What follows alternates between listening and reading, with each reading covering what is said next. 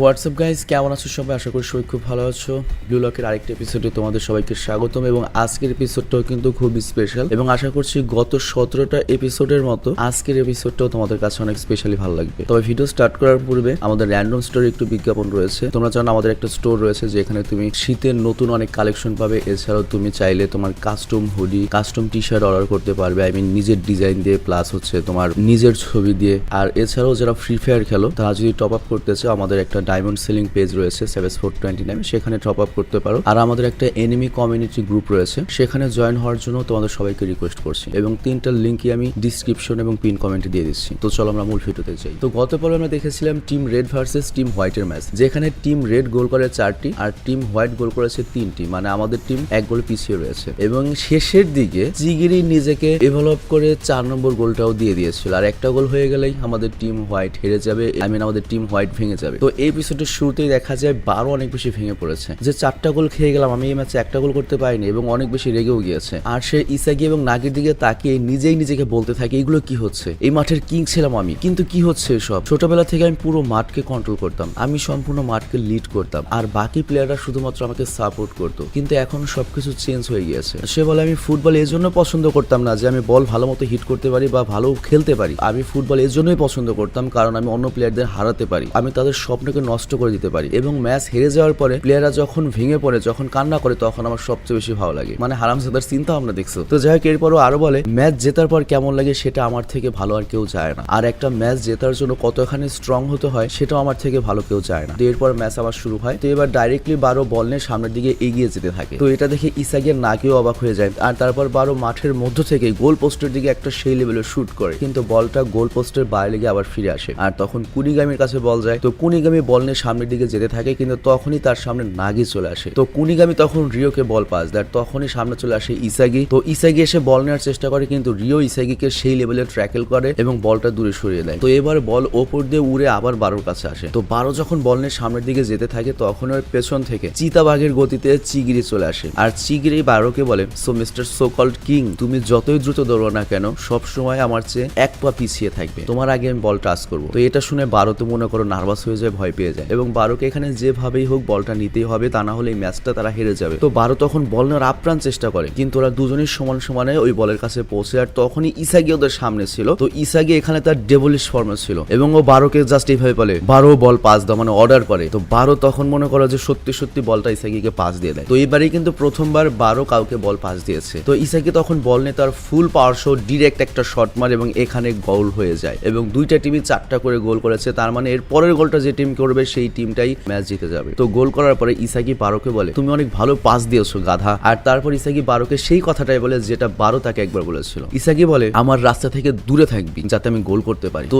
এই কথাটা শুনে বারো মনে করো যে ভেঙে চুরে যায়। ও কঠিন বাস্তবতা বুঝতে পারো, ভেতরের ইগো পুরো ভেঙে যায় যে অ্যাকচুয়ালি আমি আর এখন আর কিং নেই। আর ও চিন্তা করতে থাকে কিভাবে সে আগে সম্পূর্ণ ম্যাচকে ডমিনেট করতো, কিন্তু এখন আর ও করতে পারছে না। আর যেহেতু 2 টিমেরই 4টা করে গোল, তো এই জন্য কুনিগামীদের টিম চিন্তা করতে থাকে তারা যে কোনো ভাবে পরবর্তী গোলটা করবে। এবং তাদের প্ল্যান ছিল তারা জাস্ট ইসাগিকে আটকাবে, কারণ ইসাগি এখানে সম্পূর্ণভাবে ট্রান্সফর্ম হয়ে গিয়েছে। তারা যদি ইসাগিকে আটকাতে না পারে, ইসাগি যে কোনো ভাবে ওর টেকনিক দিয়ে, ওর স্কিল দিয়ে ম্যাচটা জিতে নেবে। আর ইসাগি এর প্রমাণ কিন্তু বেশ কয়েকবার দিয়েছে। আর এদিকে ইসাগি আর নাগি দুজন মিলে পরের গোলটা কিভাবে করবে সেটা প্ল্যান মাঝে থাকে। এবং তোমরা নিশ্চয়ই দেখেছো এই পুরো ম্যাচটা কিন্তু হচ্ছে 2 ভার্সেস 3, ইসাগি নাগি ভার্সেস ওরা 3 জন। তো যাই হোক, তখন নাগি বলে, চিগিরি হলো এখানকার সবচেয়ে ডেঞ্জারাস প্লেয়ার, কারণ অলরেডি ওকে ইনভলভ করে ফেলেছে এবং ওর স্পিড অনেক বেশি এবং বল অনেক ভালো কন্ট্রোল করতে পারছে। তো আমরা এইভাবে স্পিডে চিগিরিকে কোনোভাবে হারাতে পারবো না। আর তখন ইসাগি বলে, দেখো আমরা একটা টেকনিকে হারাতে পারবো, যদি চিগিরির কাছে বল যাওয়ার আগেই আমরা বলটা ধরে নেই তাহলে আমরা হারাতে পারবো। আর এরপর ওরা দুজনেই বারোর দিকে তাকায় আর চিন্তা করে তারা বারোকে এই প্ল্যানে নেবে না, মানে ওরা দুজনেই খেলবে। তো আবার ম্যাচ শুরু হয়, রিও বল নিয়ে সামনের দিকে যেতে থাকে। তো রিওর সামনে তখন ইসাগি চলে আসে। তো এটা দেখে রিও চিন্তায় পড়ে যায়। আসলে রিওর প্ল্যান ছিল সে চিগিরিকে বল পাস দেবে, কিন্তু চিগিরিকে অলরেডি নাগি ধরে রেখেছে। তার উপর আবার চিগিরিকে পাস দেওয়ার কিছু রাস্তা ইসাগি ঘিরে রেখেছিল, যে কারণে রিওর কাছে চিগিরিকে বল দেওয়ার কোনো উপায় ছিল না। আর তখন রিও কুনিগামিকে বল পাস দেয়, কিন্তু কুনিগামির কাছেও সামনে বল নিয়ে যাওয়ার রাস্তা ছিল না, কারণ ওখানে বারো ছিল। তো এই কারণে আবার রিওকে ব্যাক পাস দিয়ে দেয়। তো রিও তখন পুরো কনফিউজড হয়ে যায়, ও ভাবতেই পারছিল না কি করবে। কিন্তু তখনই একটা ছোট্ট রাস্তা দেখতে পায় যার সাহায্যেও চিগিরিকে বল পাস দিতে পারবে। তো করে কি, চিগিরির সামনে বল পাস দেয়। তো চিগিরি দৌড়ায় বল রিসিভ করার জন্য,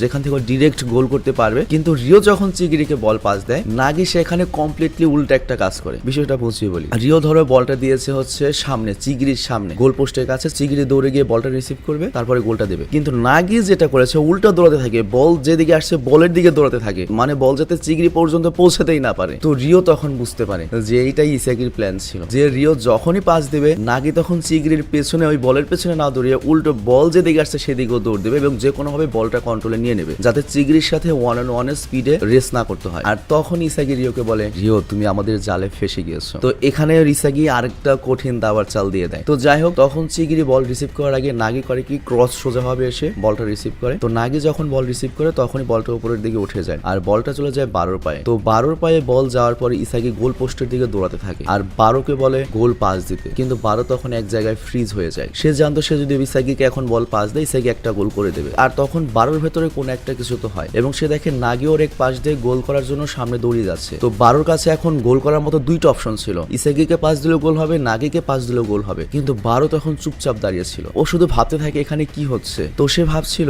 একটা সময় ওই শুধুমাত্র ম্যাচ লিড করতো, কিন্তু এখন সেই ম্যাচে শুধুমাত্র সাপোর্টিং রোল প্লে করছে। আর তখন ওর ছোটবেলার মুহূর্তকেও মনে করে আরো মেনে নেয়, ঠিক আছে যদি এভাবেই জিততে হয় আমি সেটাই মেনে নেব, আমাকে যদি শুধুমাত্র সাপোর্টিং ক্যারেক্টার হিসেবেই থাকতে হয় আমি সেটাও মেনে নেব, আমার টিম জিতলেই হলো, হয়তো এটাই একটা ম্যাচের জন্য কেমিক্যাল রিয়াকশন। তো 12 যখন বল পাস দিতেই যাবে তখন একটা অদ্ভুত ফোর্স 12কে আটকে ফেলে, মানে এটা 12-র ভেতরের ইগো 12কে নড়াচড়া করতে দিচ্ছিল না। তো 12 বুঝতে পারছিল না তার সাথে কি হচ্ছে। আর তখন 12 ভাবতে থাকে আমি কি তাহলে এরকম একটা ফিউচার চাই যেখানে আমি ম্যাচ লিড করবো না, শুধু অন্যকে ফলো করব। আমি সারা জীবন ম্যাচ লিড করার স্বপ্ন দেখেছি, কিন্তু এই সময় আমি অন্য কাউকে ফলো করবো, এটা হতেই পারে না। তো এরপর 12 নিজে আবার জাগ্রত হয়ে যায়, ওর চোখ জ্বলে ওঠে আর তারপরেও কুনিগমের সামনে বিদ্যুতের গতিতে বল নিয়ে ড্রিবলিং করে সামনে চলে যায় এবং ও এত বেশি ভয়ানক ভাবে টেকনিকে ড্রিবলিং করছিল যে কুনিগামি ওখানে পড়েই যায় এবং মাঠের প্রত্যেকটা প্লেয়ারই অবাক হয়ে গিয়েছিল। তো 12 তখন বল নিয়ে সামনের দিকে এগিয়ে আসে আর ইসাগি ভাবে 12 হয়তো আমাকে বল পাস দেবে, কিন্তু 12 কাউকে বল পাস দেয় না এবং ওর রিওকে অনেক ডেঞ্জারাস ভাবে তোমার ড্রিবলিং করে সামনে চলে যায় এবং ওর স্পিড অন্য লেভেলের ছিল এবং ওর সকল প্লেয়ারদের কাটিয়ে মনস্টারের মতো সামনে এগিয়ে যাচ্ছিল। আর ও মূলত ইসাগির ডেকয় টেকনিক ব্যবহার করেও প্লেয়ারদের ড্রিবলিং করছিল। তো যাই হোক, টিম রেডের প্রত্যেকটা প্লেয়াররা 12কে আটকানোর চেষ্টা করছিল।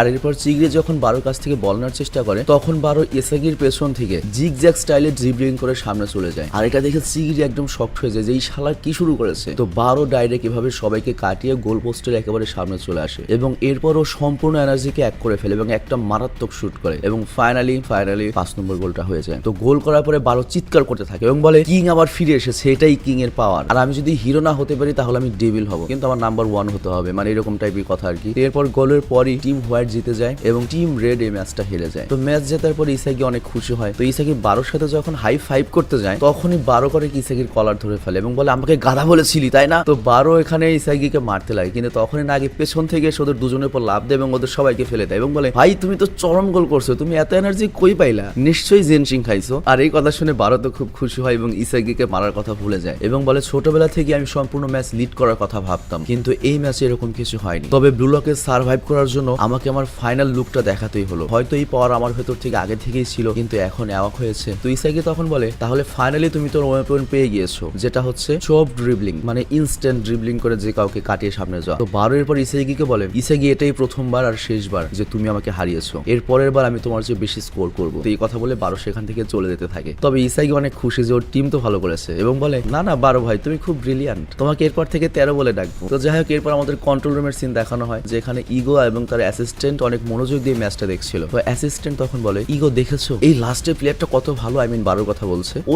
একদম শেষ মুহূর্তে নিজেকে কত বেশি ডেভেলপ করে ফেলেছে। ইগো তখন বলে না এরকম কিছু হয়নি, এটা ওর ট্যালেন্ট, ও সেটাই করেছে। আর ইগো বলে একটা ভালো প্লেয়ার তখনই তৈরি হয় যখন সে নিজের হার থেকে কিছু শেখে আর হেরে যাওয়ার ব্যর্থতাকে পরের বারের গোলের জন্য ব্যবহার করে। আর যেসব প্লেয়াররা হেরে যাওয়ার পরে আলাদা আলাদা কারণ দেখায়, অজুহাত দেখায়, তারা জাস্ট হেরে যাওয়ার ব্যথাকে হাসি দিয়ে উড়িয়ে দেওয়ার চেষ্টা করে এবং তারা কখনোই ভালো প্লেয়ার হতে পারে না। আর যে প্লেয়াররা হেরে যাওয়া থেকেও একটা কিছু শিখবে তারাই শুধুমাত্র ভালো স্ট্রাইকার হতে পারে আর এভাবে করে সে নতুন পটেনশিয়ালকে আনলক করতে পারবে। তো এখন এই চান্সটা রয়েছে হচ্ছে টিম রেডের কাছে, দেখা যাক ওরা কতখানি ইমপ্রুভ করে। তো যাই হোক, আমরা দেখতে পাই টিম রেডের প্রত্যেকটা প্লেয়ারই ভেতর থেকে ভেঙে পড়েছিল আর এদিকে টিম হোয়াইটকে তো একটা প্লেয়ার সিলেক্ট করতে হবে। তো টিম হোয়াইট কথা বলছিল তারা রেড টিম থেকে কাকে নেবে, কারণ সামনে গিয়ে তাদেরকে ইতোশি রিনের টিমকে হারাতে হবে, সবচেয়ে সেরা টিমকে, এবং বাচিরাকে আবারও ওদের টিমে নিয়ে আসতে হবে ইতোশি রিনকে হারিয়ে। তো এরপর ইসাগি বলে আমি তোমাদের 3 জনের মধ্যে থেকে অমুককে চয়েস করলাম, কিন্তু কাকে চয়েস করলো সেটা আমাদের বলা হয় না, তুমি আমি সহ সবাই বুঝতে পেরেছি যে চয়েস করলে অবশ্যই চিগিরিকে হয়তো চয়েস করা হবে যেহেতু ইসাগি বলেছে, তবে নাগি বললে অবশ্যই রিওকে চয়েস করতো।